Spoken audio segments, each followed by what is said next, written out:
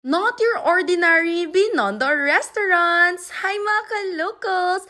Here's another list of where you can eat on your next Binondo visit. First, we have your Lanzo Beef Noodles sa may Quintin Paredes. If naghahanap kayo ng eat-all-you-can and buffet-style restaurant, then ito yung perfect sa inyo. Dami nilang Chinese dishes here. Meron silang noodles, xiaolong pao, Chinese fried rice, and more. And yes, lahat yan part of their eat-all-you-can. Tapos meron pa silang dessert here. Ayan! Then if naghahanap naman kayo ng fresh lumpia, you can visit this store sa may Masangkay naman. They make the lumpia in front of you and this is actually vegetarian.